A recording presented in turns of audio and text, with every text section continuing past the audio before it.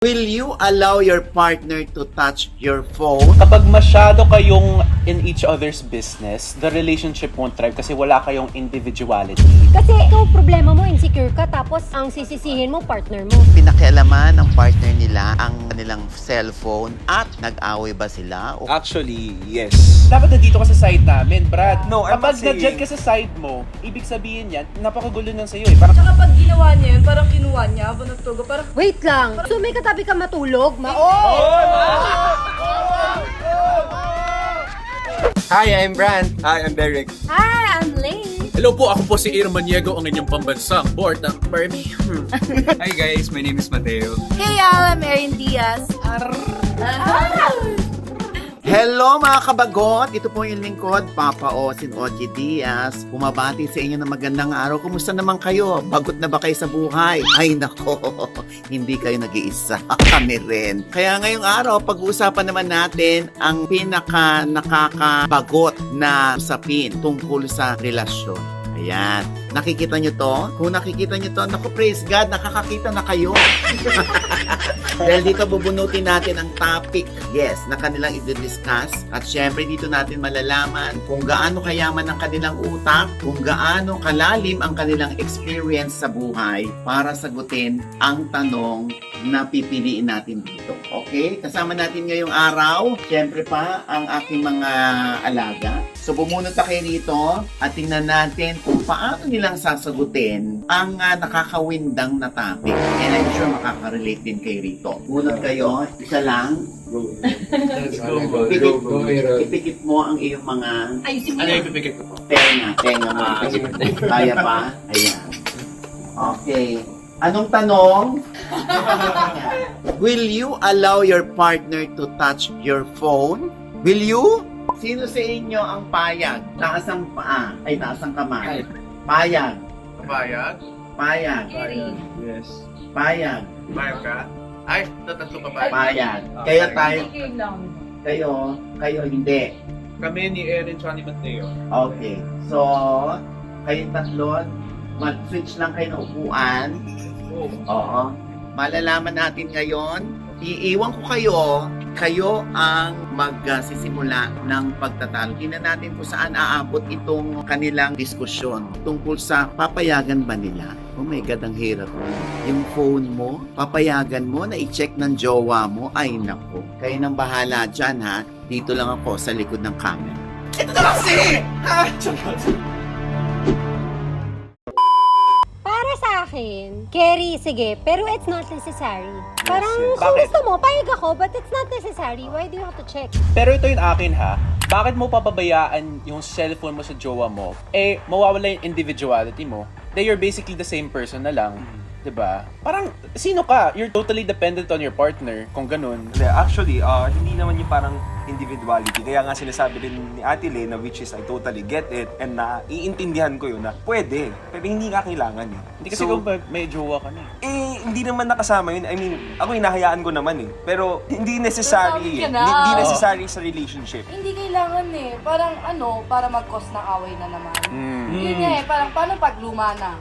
Tapos makita pa, ano to? Sino to? Bakit siya nag-like? O tas kahit before the relationship pa yun, diba? Paano to? Para may mamaaway lang. Hindi siya para mag-cause ng away kasi nasa sa'yo yan. Kasi past na yun eh. Past is past Yun. na naman eh.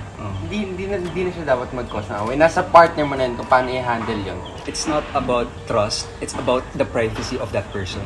So kung ikaw pa lang sa umpisa, wala ka ng trust, eh bakit pa kayo? Ito guys ha, kapag masyado kayong in each other's business, the relationship won't thrive kasi wala kayong individuality. If you allow yourself to have your partner's password, eh, syempre, kahit hindi mo naman daw kailangan per se, maiisip mo pa rin sa sarili mo, ay, paano kung chinichiton ako? Ano kaya minamessage niya? 'Di ba? Wait lang, hindi natin pinag-uusapan yung password. Ang pinag-uusapan natin, check lang the phone. Ibang usapan yung sharing the passwords. Ako, I will not let my partner have my passwords. Privacy lang yun. Well, it's Check still lang. checking your phone. It's still allowing someone to check your phone, regardless if it's a password or not. Kahit hihingin mo yan o hindi, diba? You're still allowing that person to touch your phone. Ibig sabihin nun, you're allowing other fields of your life, mga iba't ibang aspeto ng buhay mo, sa family, sa friends, makikita ng jowa mo. Kailangan mo rin ng sarili mo eh. Ganito kasi, for example, you'll have a partner. papaalam naman siya sa'yo, di ba, na pwede bang tignan yung phone mo. So, basically, sasabihin mo, hindi. Of course, minsan pwede rin tayo maging sensitive towards our partner, so it would hurt him or her, okay? So, kaya sinasabi rin namin ni Ate Lay na hindi nga kailangan, kasi once nga rin naman talaga na pinayagan namin, it will go down in two ways din talaga eh. Pag wala nakita, it will end up to frustration ng partner, which would be hurtful din, and if may nakita, dead. That's why, ang sinasabi ko, pwede nga natin pakita, pero hindi na nga lang din kailangan kasi wala. sakit talaga sa ulo eh. Hindi yan Sakit yung- talaga sa ulo eh. Dapat na dito ka sa side namin, Brad. No, I'm Kapag not saying- na-judge ka sa side mo, ibig sabihin yan, pinapabayaan mo lang yung cellphone mo sa jowa mo. Exactly. Pero Exactly. pero napakagulo lang sa'yo eh. Parang hindi naman kailangan, pero mag-pick a side naman, no? Actually, may side nga. Kaya mo nga hayaan na lang eh. Kasi para maiwas na lang yung sakitan No, ng no, charm. I understand your point. Kasi sinasabi mo, same tayo na it's not necessary. Yes. Pero okay lang kung gusto mo, but it's not necessary.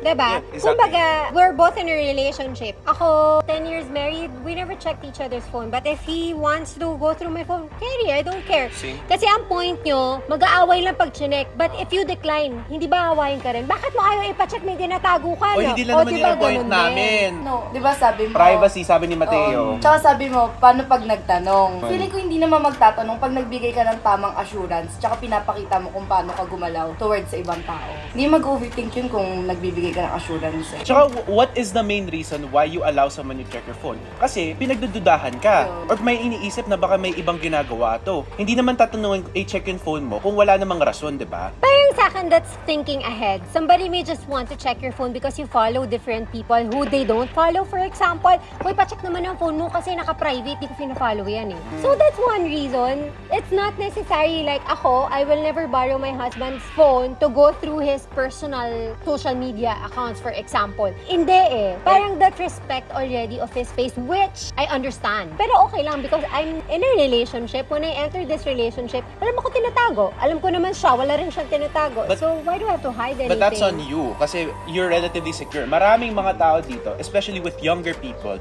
na insecure when it comes to relationships, hindi pa nila kinakapa kung how to be in a relationship nga. So, even if masasabi mo nga sa sarili mo na okay lang kasi ako secure ako sa sarili ko, hindi yan katulad ng iba. There will always be the person na mag-overthink, ay, paano kung may mina-message? Kailangan ko nga tignan yung followers. Then kailangan don't ko be in a i-message. relationship. Exactly. Well, If you're you still are not secure, if you're don't be still in a insecure, relationship. Hindi wag niyong pasukin. Because Kasi- that only means that you have a lot to work on yourself if you're still insecure. Yup. Kasi ikaw, problema mo, insecure ka, tapos ang sisisihin mo, partner mo. You secure yourself, you work on your security, so you don't get insecure, tapos ang aawayin mo yung jowa mo. Pero insecurity Parang unfair.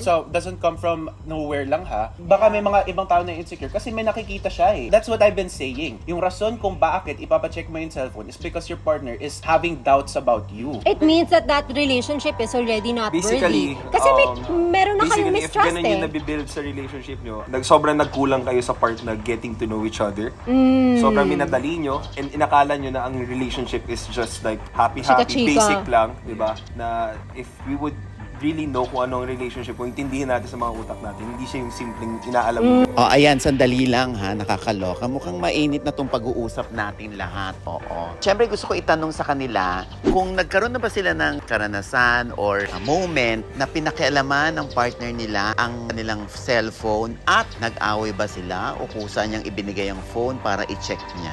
Ikaw, Derek, dahil si Derek may partner siya. Actually, yes. That's why nandito nga rin talaga ako sa panig na to dahil first hand I experienced it eh, na nagpaalam naman. Yun nga, kaya yun din naman yung sinabi ko sa inyo nung una, di ba, na nagpaalam. To be honest, nung una, ayoko talaga. Pero since I trust my partner na ilan years na rin kami nun, hinayaan ko and yeah, we end up nag-away pa rin kami. Oh, ba't kayo nag-away? Eh, hinayaan mo naman pala. You let her see. Wala kasi siyang nakitang mali. Wala siyang nakita sa cellphone mo. Yeah, wala siyang nakitang mali sa phone ko na which and na na-frustrate siya. Parang too good to be true daw na yun lang talaga yung laman ng phone ko. Akala niya nalinis mo. Yun. Akala niya naglinis ka. Nasa ibang cellphone yung mga kalaswaan niya.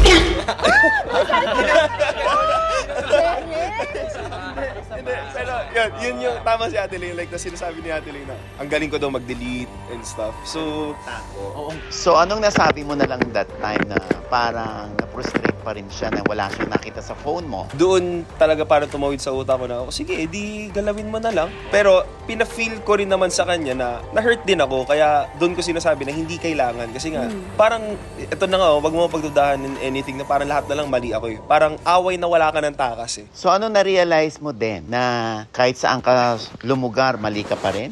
Damn if you do, damn if Parang you don't. ganun. Parang actually, yan nag-sink in tuloy yung sa utak ko na once na napunta dun sa topic na yon or something sa usapan na yon, parang cornered na ako. So, it's better na as much as possible, wag na lang talaga. Iwasan na lang na pag-usapan yung mga ganun dahilan. Dahil pag nasa matured relationship na rin kasi kayo, hindi na rin talaga mag-open yung ganyan topic eh. Yeah, totoo Diba? yun. When you're in a secure, matured relationship already, you and your partner are both mature, you won't even feel the need to check each other's phone. What for? Can you talk about like the privacy Kasi, aspect of it? Yeah, ba? kasi first, it's unnecessary. So, para for me na itignan. Kasi nga, yun nga, sabi ko privacy. And then, for example, what if meron ka talagang tinatago sa Okay, partner sige, mo, ito. but it wasn't Let him cheating. finish. But it was Sorry, not hindi. cheating. It is something about I was her about to na ask hindi niya lang din. dapat na malaman niya.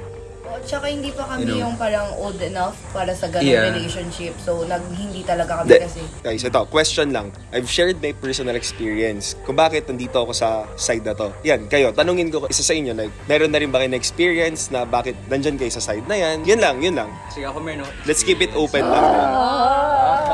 Juicy. Yan. So, based on my experience, I'm dating this someone for a long time na. For me, matagal na yun. So, kaso, ayaw pa yung phone niya kasi me and my family, super close kami. Ang dami namin GC. Meron akong GC with my mom, with buong family. Meron kami magkakapatid lang. Meron magpipinsan, ganyan. True yan. Same. And which sucks, all of them don't like that person.